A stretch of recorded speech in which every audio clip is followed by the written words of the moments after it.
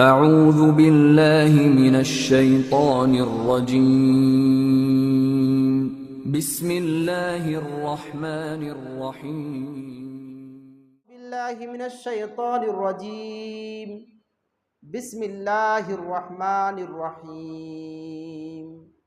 मन अमिल सालिहम मिन ज़करिन औ उन्सा व हुवा मुमिनुन फलनुहयिन्नहु हयातन तय्यिबा वलनजज़ियन्नहुम अजरहुम बिअहसनि मा कानू यअमलून।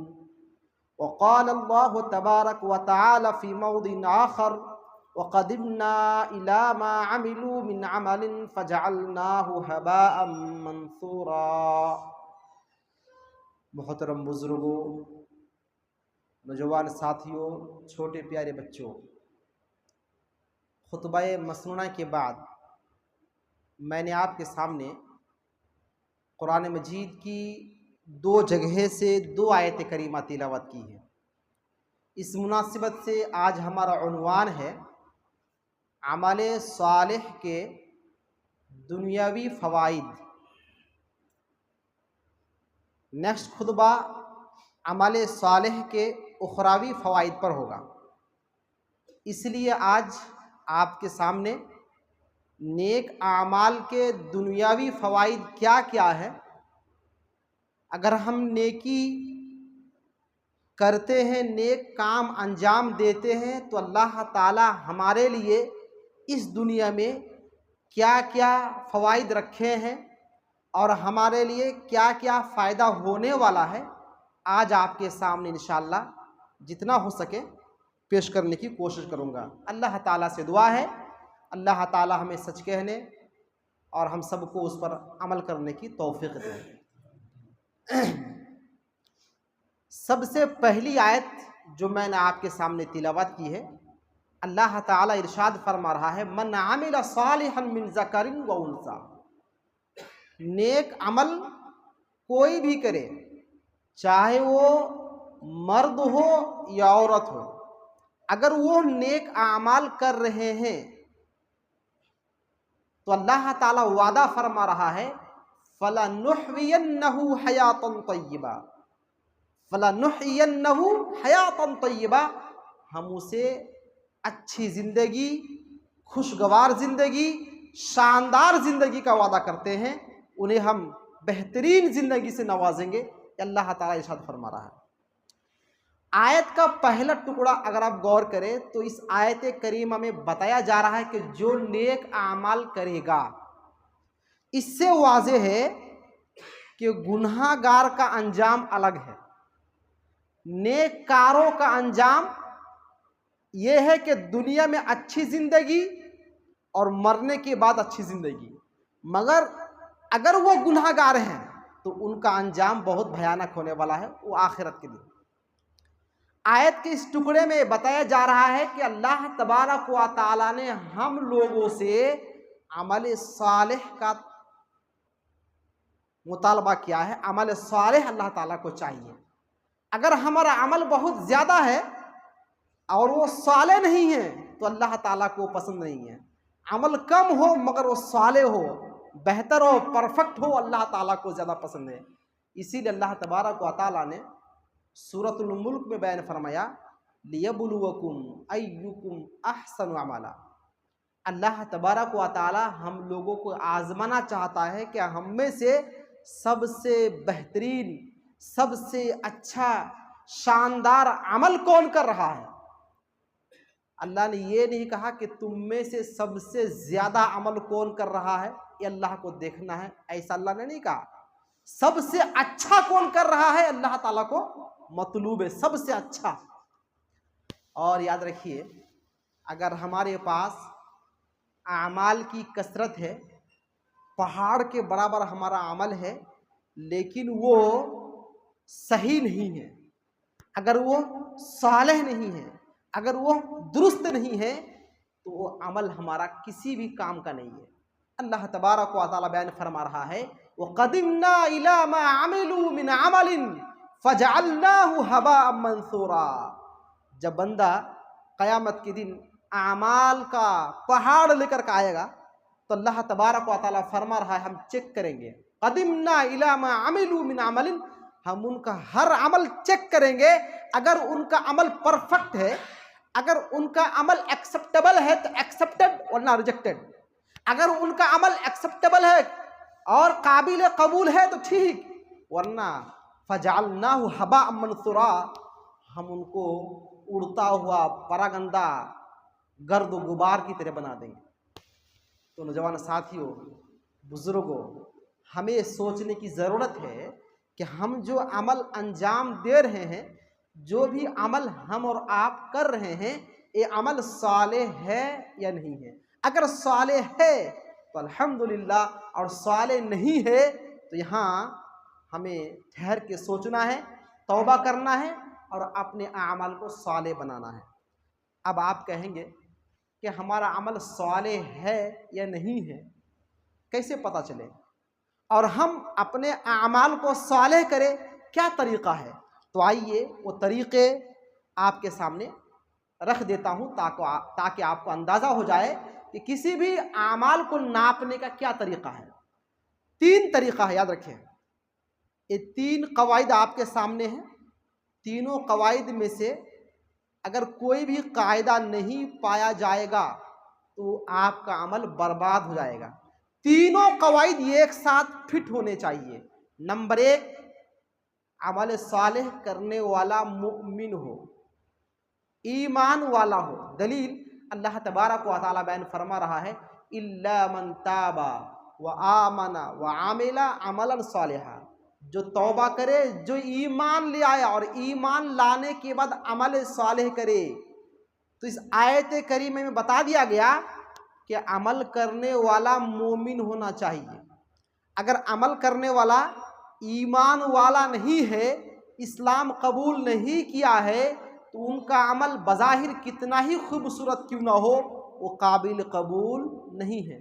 आप कहेंगे कि बिना ईमान लाए कौन नेक अमल करता है? बताइए, एक मिसाल दे देता हूँ। आपने बहुत सारा ब्रिज देखा होगा, बहुत सारा पुल देखा होगा, बहुत सारा मुसाफिर खाना देखा होगा, बहुत सारे ऐसे रिफ़ाए आम्मा के लिए काम किए जाते हैं जो करने वाले गैर मुस्लिम होते हैं। बताइए वो काम अच्छा काम है कि नहीं है, नेक अमल है कि नहीं है? बहुत सारे गैर मुस्लिम ऐसे भी होते हैं कि मदरसे में कुछ कमरे बना देते हैं नेता लोग कि चलो हमारी तरफ से इतने कमरे हैं ताकि वोट हमको मिल जाए। तो कमरा बना देना उनका नेक अमल है ना, अच्छा काम है, मगर बताइए उनको अज्र और सवाब मिलेगा? अज्र और सवाब नहीं मिलेगा। अभी चंद दिन पहले हमारे गांव में एक जनाजा हुआ, तो बंदा बड़ा अखलाक के एतबार से बड़े अच्छे थे, तो उनकी जनाजे में गैर मुस्लिम भी शरीक हो गए। तो मुझे किसी ने पूछा कि गैर मुस्लिम जनाजे में शरीक हो गए तो उनको अज्र मिलेगा? तो मैंने कहा अज्र कैसे मिलेगा? अगर वो ईमान वाला नहीं है तो नमाज पढ़ना भी उनके लिए बेकार है। तो सबसे पहला काम ये होना चाहिए कि वो मोमिन हो, उन्होंने इस्लाम को कबूल किया हो, उसके बाद कोई काम अंजाम दे रहा हो तो उनका अमल कबूल हो सकता है। ये पहली अलामत है, पहली शर्त है कोई ईमान लेकर आता हो। और दूसरी शर्त, ईमान ले आया है ठीक, मगर उनको ज़रूरी है कि जो काम कर रहा है वो अल्लाह को राज़ी करने के लिए कर रहा हो, यानी यूँ कह लीजिए इखलास हो, अमल करने वाला मुखलिस हो, ईमान वाला भी हो और इखलास के साथ काम कर रहा हो, तो वो अमल, वो काम सालेह बनेगा। अब आप एक मिसाल यहाँ भी ले लीजिए ताकि बात समझने में आसानी हो। यहाँ मस्जिद बन रही है अल्हम्दुलिल्लाह, देख के बड़ी खुशी हुई। तकरीबन मैं 5-7 महीना पहले आया था तो कुछ काम चल नहीं रहा था, अभी काम शुरू हो गया है, तो एक काम जारी है। अब एक ईमान वाला साहिब ईमान, एक मुसलमान कोई आए और कहे मेरी तरफ से 5 खंबे 5 पिलर मैं बनाता हूँ, लेकिन मेरा नाम ऐलान होना चाहिए हाँ? और इश्तिहार में मेरा नाम आ जाना चाहिए और मेरे नाम का चर्चा होना चाहिए, मेरी शोहरत मुझे चाहिए। तो बताइए ईमान वाला तो है, मुसलमान तो है, ये काम भी अच्छा है, लेकिन उन्होंने अल्लाह को दिखाने के लिए, अल्लाह को राज़ी करने के लिए नहीं, लोगों की वाहवाही पाने के लिए, लोगों के यहाँ अपना मकाम बनाने के लिए, अपना नाम बढ़ाने के लिए उन्होंने एक काम किया, तो इनका एक काम कबूल होगा? कबूल नहीं होगा। इसलिए ईमान वाला हो, मुसलमान हो, और दूसरी शर्त यह है कि इखलास हो, वो अल्लाह को राजी करने के लिए वो काम कर रहा हो, तो वह काम होगा सालेह, वो काम होगा अमल सालेह, वो नेक काम होगा और वही काम कबूल होगा। तीसरी शर्त ईमान वाला है, इखलास भी है। तीसरी शर्त ये चाहिए कि जो काम वो कर रहा है वो काम अल्लाह के रसूल के तरीके पर हो, अल्लाह के रसूल के तरीके पर हो तो वो काम कबूल होगा। वरना आप ईमान वाला है, मान के चलिए इसका नाम जैद है, जैद मुसलमान भी है, मोमिन है, साथ ही इखलास के साथ काम कर रहा है इसलिए ताकि अल्लाह राजी हो जाए, इखलास है, लोगों को दिखाना मकसद नहीं है। लेकिन तीसरी शर्त जो ये है वो काम जो अंजाम दे रहा है वो तरीक़ा अल्लाह के रसूल का नहीं है, तो वो अमल साले नहीं हो सकता।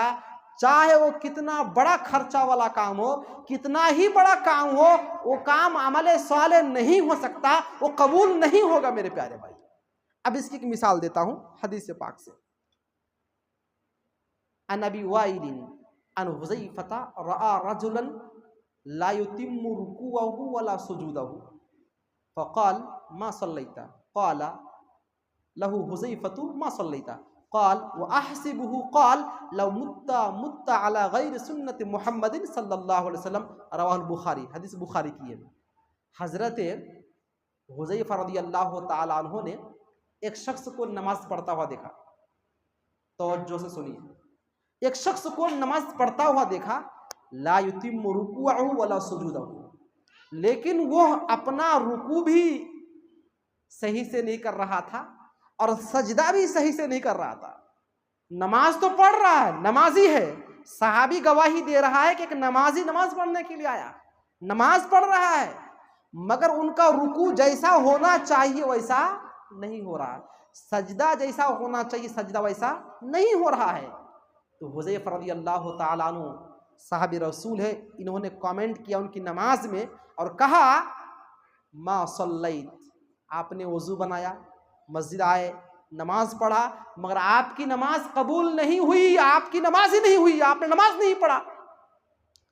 उस साहबी ने कहा क्यों, ये नमाज क्यों नहीं हुई, मेरी नमाज क्यों नहीं होगी? तो हजरत हुज़ैफ़ा रज़ियल्लाहु ताला अन्हु वजह बता दिया कि इसलिए कि आपका रुकू सही नहीं, आपका सजदा सही नहीं। और आगे हुज़ैफ़ा रज़ियल्लाहु ताला अन्हु कहते हैं लौ मुत्ता अला गैर सुन्नति मुहम्मदिन, अगर आपका इंतकाल हो गया इसी तरह से नमाज पढ़ते हुए तो कम से कम आपकी वफ़ात, आपका इंतकाल अल्लाह के रसूल के सुन्नत पे नहीं होगा। सोचिए मेरे नौजवान साथियों, हम में से बहुत सारे लोग नमाजी हैं, हाँ, एक बात तो ये है कि नमाज की तादाद बड़ी कम है, मगर जो भी है, जितने भी लोग नमाज पढ़ते हैं उनकी नमाज में भी यही सारे खराबियाँ पाई जाती है। कभी रुकू सही से नहीं हो रहा है तो कभी सजदा सही से नहीं हो रहा है, और इमाम साहब अगर रुकू और सजदा को मुज़य्यन करते हुए थोड़ा सा टाइम बढ़ा दे तो इमाम साहब की खैरियत नहीं है। इमाम साहब बड़ा लेट करते हैं, आप थोड़ा जल्दी पढ़ाइए, बिजनेस में जाना है। तो मेरे नौजवान साथियों, आप अगर अल्लाह ने आपको अगर 60 साल की ज़िंदगी दी है और आपने 60 साल तक नमाज ऐसी ही पढ़ी है, रुकू सही नहीं, सजदा सही नहीं, तो आपकी एक रकात नमाज भी कबूल नहीं होगी। एक हदीस और सुनिए, वो भी सही तरह हदीस है। अल्लाह के रसूल फरमाते हैं कि इन्ना रजुला युसल्ली सित्तीन सनतन, एक आदमी अल्लाह ताला के यहाँ आएगा, क़यामत के दिन आएगा, जिन्होंने 60 साल नमाज पढ़ी होगी। कितना साल? 60 साल नमाज पढ़ी होगी। सोचिए जो 60 साल नमाज ही पढ़ा होगा उसकी उम्र तकरीबन 70, 72 या 80 साल तो होगी ना, हाँ? यानी 70 साला या 75 साला एक नौजवान, एक आदमी आएगा जिन्होंने सिर्फ 60 साल तक नमाज पढ़ा हो, 60 साल नमाज पढ़ा पाबंदी के साथ, लेकिन अल्लाह के रसूल फरमाते हैं वमा तुक़बलु लहु सलातुन, उनकी एक भी रकात कबूल नहीं हुई, एक भी नमाज कबूल नहीं होगी। 60 साल नमाज पढ़ा है लेकिन एक रकात भी नमाज कबूल नहीं हुई। इसकी वजह अल्लाह के रसूल बयान फरमाते हैं लअल्लहु युतिम्मुर रुकूअ वला युतिम्मुस सुजूद व युतिम्मुस सुजूद वला युतिम्मुर रुकू, आइन मुमकिन है कि उनका रुकू सही नहीं होगा या रुकू सही होगा तो सजदा सही नहीं होगा, सजदा सही होगा तो रुकू सही नहीं होगा।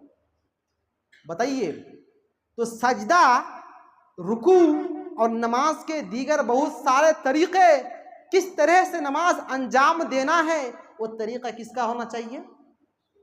किसी इमाम का नहीं। वो इमाम है पूरी कायनात का इमाम मुहम्मद रसूलुल्लाह सल्लल्लाहु अलैहि वसल्लम के तरीक़े पे नमाज होगी तो नमाज कबूल, वरना कबूल नहीं होगी मेरे प्यारे भाइयों। इसीलिए 3 शराइत एक साथ पाई जानी चाहिए। पहली शर्त यह है कि आप ईमान वाले हों, मुसलमान हो। दूसरी शर्त यह है कि आप जो काम, जो अमल अंजाम दे रहे हैं, वो अमल, वो काम महज अल्लाह को राज़ी करने के लिए हो।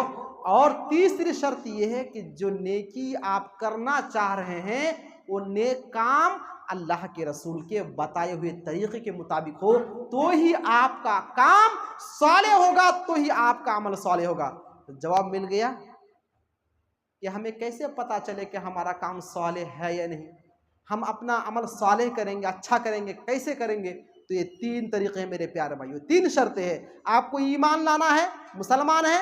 दूसरी शर्त यह है कि आप इखलास के साथ काम करें। और तीसरी शर्त है कि आप मोहम्मद सल्लल्लाहु अलैहि वसल्लम के बताए हुए तरीक़े पे काम करें।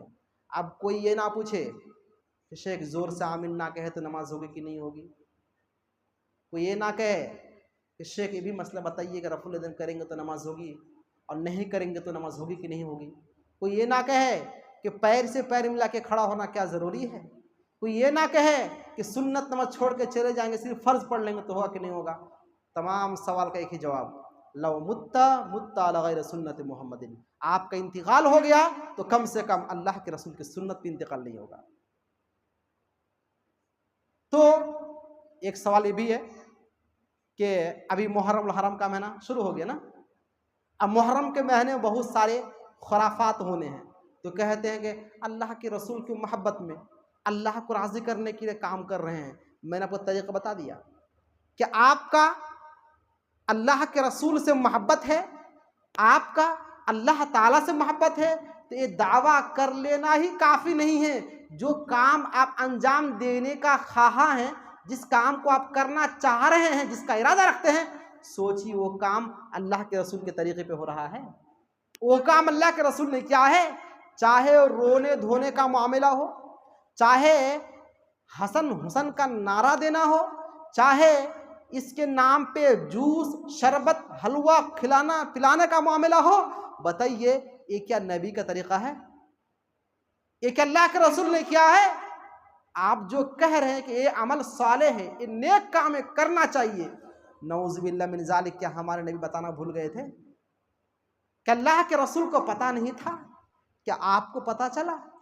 मेरे नौजवान साथियों, इस तरह के खुराफात से आप अपने दामन को बचाइए, वरना हमारी ज़िंदगी का जो अमल है सब बर्बाद हो जाएगा। हमारी ज़िंदगी का हर अमल मुहम्मद रसूलुल्लाह सल्लल्लाहु अलैहि वसल्लम के बताए हुए तरीके पे होना चाहिए। और मुझे समझ में नहीं आता कि लोगों की इतना नफ़रत क्यों है। हम ऐसा तो नहीं कह रहे ना कि मेरी बात मानो, ये मेरी माँ की बात मानो, ये मेरे बाप की बात मानो, ये मेरे दादा की बात मानो, ऐसा तो हम नहीं कह रहे ना।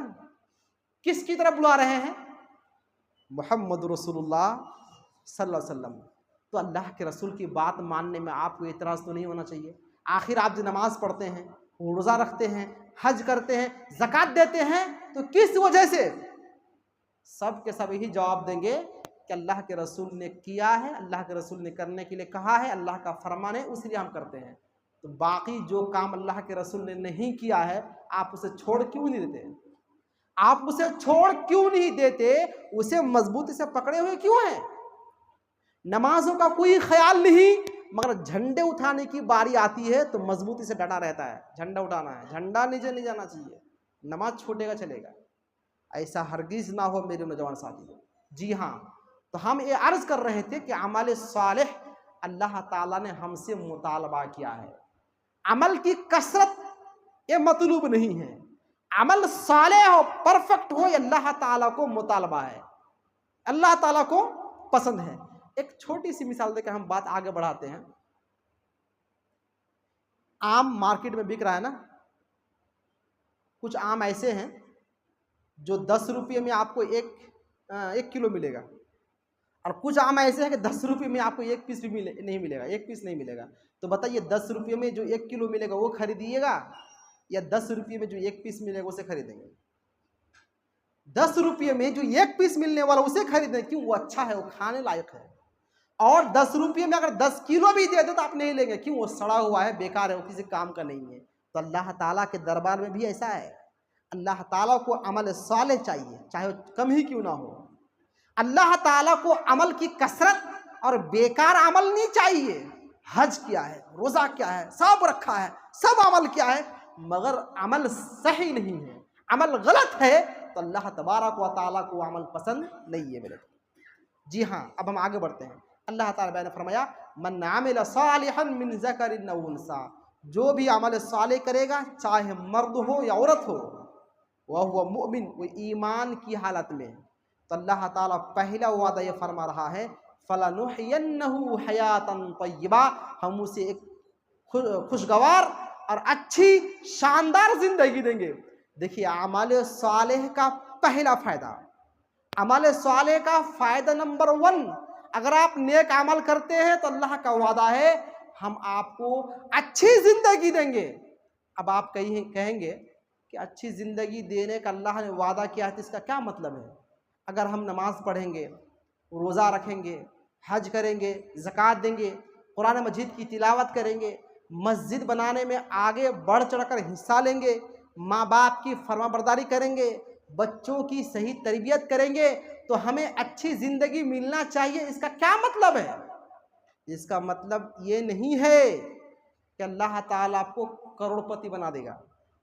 इसका मतलब ये नहीं है कि अल्लाह तबारक व ताला आपका घर और बाड़ी बिल्कुल आलीशान और शानदार बना देगा। इसका मतलब क्या है अच्छी ज़िंदगी का? अच्छी ज़िंदगी का मतलब ये है, इमाम ज़हाक फरमाते हैं हयातन तय्यबा, अच्छी ज़िंदगी का मतलब ये है अर्रिज़्कुल हलाल वल इबादतु फिद दुनिया, अल्लाह तबारक व ताला आपको हलाल रोज़ी देगा, हलाल रोज़ी रोटी का बंदोबस्त कर देगा, और अल्लाह ताला अपनी इबादत के लिए इस दुनिया में तुमको चुन लेगा। ये है हयातन तय्यबा। एक बार फिर वाज़े करता हूँ, अल्लाह तबारक व ताला ने फरमाया कि जो नेक काम करेगा हम उसको अच्छी ज़िंदगी देंगे। तो अच्छी ज़िंदगी का मतलब उलमा इकराम ने और मुफस्सिरीन ने बयान किया है कि अच्छी ज़िंदगी ये है कि आपको रोज़ी रोटी में बक़द्रे कफ़ाफ़ जितना मिलना चाहिए उतनी रोज़ी रोटी अल्लाह ताला आपको दे दे, हलाल रोज़ी का बंदोबस्त कर दे, और अल्लाह तबारक व ताला आपको अपनी इबादत के लिए चुन ले, आपको अल्लाह की इबादत के लिए वक्त मुयस्सर हो जाए। यह है अच्छी ज़िंदगी, यह हयातन तय्यबा। इसी तरह से हदीस में अल्लाह के रसूल ने फरमाया, सही मुस्लिम की हदीस, अल्लाह के रसूल फरमाते हैं क़द अफ़लह मन अस्लमा व रुज़िक़ कफ़ाफ़न व क़न्नअहु अल्लाहु बिमा अता। अल्लाह के रसूल इरशाद फरमाते हैं क़द अफ़लह मन अस्लमा, वो शख्स कामयाब हो गया। कौन कामयाब हुआ? मन अस्लमा, जिन्होंने इस्लाम कबूल किया, वो रुज़िक़ कफ़ाफ़न, और जितनी रोज़ी रोटी की उन्हें ज़रूरत थी ज़िंदगी बसर करने के लिए, ज़िंदगी गुजारने के लिए, जितनी रोज़ी रोटी की ज़रूरत थी उतनी रोज़ी रोटी अल्लाह ताला ने उन्हें दे दिया, और वक़न्नअहु अल्लाहु बिमा अता, और अल्लाह तबारक व ताला ने उसको इस दुनिया में राज़ी कर दिया। तो यही हयातन तय्यबा। नौजवान साथियों, एक सवाल का जवाब आप लोग को देना है। बताइए, आज हम लोग दुनिया में परेशान हैं, माल माल माल, पैसा पैसा पैसा, दौलत दौलत दौलत। बताइए, क्या हम लोग इसलिए परेशान हैं कि एक वक्त का खाना हमें नहीं मिल रहा है? क्या हम इसलिए परेशान हैं कि आज खा रहे हैं तो कल क्या खाएंगे, कल का बंदोबस्त नहीं, इसलिए परेशान है? क्या हम इसलिए परेशान हैं कि इस महीने का बंदोबस्त तो है मगर आइंदा महीने का बंदोबस्त नहीं है, इसलिए हम लोग परेशान हैं? नहीं, मुझे लगता है कि 99% लोग ऐसे हैं जो इस सोच में है कि खाने पीने लेकर तो कोई कमी नहीं है, चलता रहेगा। फिक्र यह है कि कैसे आलीशान बिल्डिंग हो जाए, फिक्र यह है हमारे बच्चों का लाइफ कैसे सेट हो जाए, तो माफ़ कीजिएगा, ये आपकी मजबूरी नहीं, ये आपकी ख्वाहिशात है, ये आपकी ज़िंदगी के लिए ज़रूरी नहीं, ये आपकी तमन्नाएं हैं, आपकी आरज़ुएं हैं। और याद रखिए, हज़ारों ख्वाहिश ऐसे हैं कि हर ख्वाहिश पे दम निकले, बहुत निकले मेरे आरज़ू, फिर भी कम निकले। तो कोई भी ख्वाहिश किसी की कभी पूरी नहीं हो सकती। अल्लाह के रसूल ने फरमाया, लौ काना लिइब्नि आदम वादियान मिन ज़हबिन, अगर अल्लाह ताला किसी बंदा को सोने का बड़ा बड़ा 2 वादी दे दे, 2 पहाड़ दे दे, लब्तगा सालिसन, तो 2 पहाड़ को पा करके वो खुश नहीं होगा, अल्हम्दुलिल्लाह नहीं कहेगा, मुझे और नहीं चाहिए ये नहीं कहेगा, बल्कि सोचेगा तीसरा पहाड़ कहाँ से आ जाए। तो आज जितने लोग परेशान हैं, बताइए क्या कोई इसलिए परेशान है कि आज खाना घर में है, कल नहीं होगा तो कल के लिए परेशान, इस महीने का है अगला महीना नहीं होगा उसके लिए परेशान। इस तरह के लोग कितने हैं हमारे माशरे में? बहुत कम हैं, पर बहुत कम है। और इस तरह के लोग ढेर सारे हैं जिनकी ख्वाहिशात बात करती है, जिनकी तमन्ना है, जिनके आरज़ुएं कभी खत्म होनी नहीं। अपनी जिंदगी सेट तो अपने बच्चों की फ्यूचर लेकर परेशान कि उनका क्या होगा, उनकी लाइफ स्टाइल क्या होगी। बच्चों की जिंदगी लेकर के वालिदैन खुद परेशान हुए। और अफसोस के साथ कहना पड़ता है, आज माँ बाप ये सोच रहे हैं कि मेरे मरने के बाद मेरे बच्चों का क्या बनेगा। काश माँ बाप ये सोचने लगे कि खुद मेरे मरने के बाद खुद मेरा क्या बनेगा। अगर इंसान इस नुक्ते पे गौर करने लगे कि मेरे मरने के बाद मेरा क्या बनेगा, तो अल्लाह की कसम लोगों को नमाज की अहमियत पे तकरीर करनी नहीं पड़ेगी। लोगों को ये बताना नहीं पड़ेगा कि मस्जिद की तामीर करने एक काम है। लोगों को ये बताना नहीं पड़ेगा कि झगड़ा करना गुनाह का काम है। लोगों को ये बताना नहीं पड़ेगा कि गीबत करना ये हराम है। लोगों को ये बताना नहीं पड़ेगा कि सूद मत खाओ, सूद का लेन देन हराम है। क्यों? इसलिए कि खुद वो अपने दामन को लेकर खुद फिक्र है, खुद फिक्रमंद है कि खुद मेरा क्या बनेगा। तो जो बंदा ये सोच रहा हो कि मेरा क्या बनेगा, बताइए वो जानबूझकर कभी कोई गलती गुनाह का काम करेगा? लेकिन आज हम लोग बेखौफ हैं, निडर हैं। क्यों? इसलिए कि हकीकत को जानते हुए भी अनजान बन रहे हैं। आप में से किसको पता नहीं कि मरना पड़ेगा? किसको इख्तलाफ है? किसको इख्तलाफ है कि मौत आएगी कि नहीं आएगी? बताइए, किसी को इख्तलाफ है? सब इस बात को मानते हैं। और कितना मानते हैं आप उस परसेंट को बता नहीं पाएंगे कितना मान रहे हैं। सब मानते हैं कि सब लाइन पे खड़े, सबको मरना है। इस हकीकत को जानते हुए भी अनजान बन रहे हैं और उस जिंदगी के लिए तैयारी नहीं करते। आजकल मौत का कोई गारंटी नहीं रह गया, हालांकि पहले भी गारंटी नहीं थी, मगर अब और गारंटी नहीं रह गई। सुनते हैं ना, डेली सुनते हैं कि 35 साल का नौजवान इंतकाल कर गया, 30 साल का नौजवान इंतकाल कर गया, 2 बच्चे का बाप इंतकाल कर गया, 3 बच्चे का बाप मर गया। सुनते हैं ना, पहले सुनते थे कि बूढ़े बुजुर्ग लोग इंतकाल कर गए, मगर आज सुन रहे हैं कि नौजवान भी जा रहे हैं। अभी 2 से 3 दिन पहले की बात है, हाफिज जावेद उस्मान रब्बानी का इंतकाल हुआ। किसको पता है आप लोगों से? चेहरा देखिए माशाल्लाह कितना जवान है, मगर देखिए मौत जब आती है ना तो टाइम बता के नहीं आती और किसी पर रहम नहीं करती। वो तो आना ही है, सबको आएगा। सब इस बात को जानते हैं, मगर सभी मुगफ्फल गाफिल हुए हैं, अनजान बने हुए हैं। आपको पता उस वक्त होगा जब फरिश्ता आकर खड़ा हो जाएंगे, उससे पहले तैयारी कीजिए। तो अर्ज कर रहा था कि अमल सालेह जो भी करेगा अल्लाह तबारक व तआला उसे अच्छी ज़िंदगी देगा। और अच्छी ज़िंदगी का मतलब एक कतान नहीं है कि अच्छी बिल्डिंग बनेगी और अच्छी नौकरी मिलेगी और अच्छा पैसा कमाएंगे।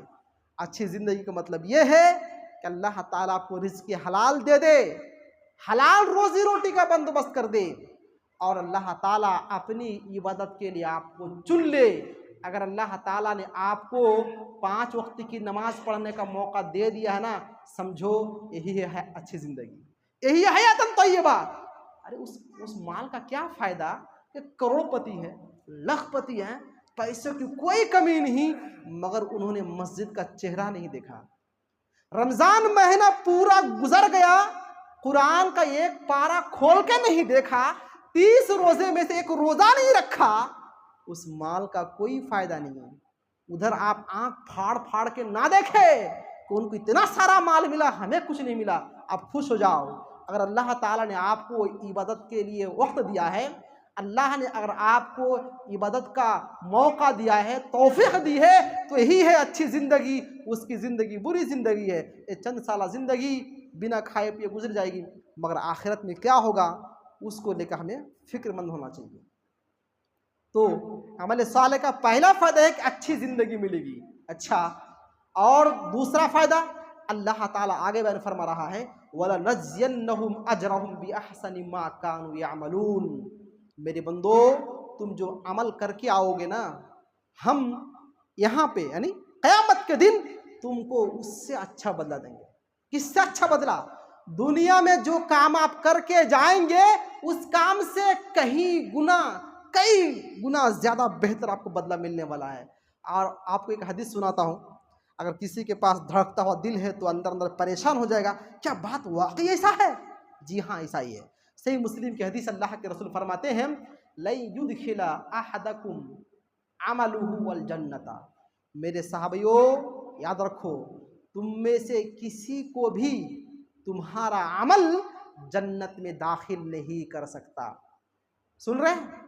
अल्लाह के रसूल किसे कह रहे हैं? सहाबाए किराम से कह रहे हैं कि मेरे साहबियों, तुम में से किसी का भी अमल तुमको जन्नत में दाखिल करने के लिए काफ़ी नहीं है। तुम्हारा अमल कितना ही बड़ा हो, तुमको जन्नत ले जाने के लिए काफ़ी नहीं है। तो सहाबा किराम ने पूछा, अल्लाह के रसूल ठीक है, हमारा अमल इतना ज़्यादा नहीं है, हमारा अमल हमको जन्नत में दाखिल नहीं करा सकता, आपका अमल तो बहुत ज़्यादा है, आपका क्या होगा? तो अल्लाह के रसूल ने फरमाया, वला अना, मेरे अमल इतने ज़्यादा हैं, इतने सारे नेक अमल हैं, मगर मेरे अमल भी मुझको जन्नत में दाखिल नहीं कर सकता। हैरत हुई ना कि ऐसा कैसे होगा कि अमल है और अमल जन्नत में लेके नहीं जा सकता? ऐसा क्यों? ऐसा इसलिए है कि जन्नत इतनी महंगी चीज़ है ना, जन्नत इतनी आला और इतनी महंगी चीज़ है ना, उसका कीमत कोई इस दुनिया में अदा नहीं कर सकता। मेरे प्यारे भाई, एक हूर का तज़किरा कर देता हूँ। अल्लाह के रसूल फरमाते हैं कि जन्नत में जन्नती को जो 70 हूरें मिलने वाली है, 70 हूरों में से एक हूर, कितना? एक हूर अगर इस दुनिया में अपनी दोपट्टा का एक किनारा झटक दे, हिला दे, पूरी दुनिया महक जाए, पूरी दुनिया खूबसूरत हो जाए। बताइए, हमारा अमल इस कदर इतना है कि 70 हूरें हमें मिलना चाहिए? बताइए, जन्नत में थोड़ी सी जगह के बारे अल्लाह के रसूल फरमाते हैं कि एक कोड़ा रखने के बराबर जितनी जगह है, वो जगह पूरी दुनिया से बेहतर है। और इस दुनिया में क्या क्या नहीं है? सोना, चांदी, मोती, हीरा, मूंगा, ना जाने क्या क्या कीमती धात है। इन तमाम धातों के होते हुए, इन तमाम सोने चांदी के होते हुए अल्लाह के रसूल फरमाते हैं कि जितनी जगह में कोड़ा रखा जा सकता हो, उतनी जगह पूरी दुनिया से बेहतर है। और पूरी जन्नत का मालिक अल्लाह ताला आपको बना दे, तो क्या लगता है कि हमारा टूटा फूटा अमल, वो जन्नत हमारे अमल का बदला होगा? अल्लाह के रसूल ने फरमाया, तुम में से किसी का भी अमल जन्नत में दाखिल नहीं करा सकता, मुझे भी मेरा अमल जन्नत में नहीं लेके जा सकता। इल्ला अय्यतगम्मदनी अल्लाहु बिफज़लिन व रहमतिन। ये अलग बात होगी कि अमल लेकर के पहुंचूंगा तो अल्लाह ताला हमारे अमल को देख करके कबूल कर लेगा और कहेगा, तेरा अमल तो जन्नत जाने के बराबर नहीं है, लेकिन ये मेरा फजल है, चलो जन्नत में दाखिल हो जाओ। एक मिसाल देता हूँ फजल और आदल के बारे में।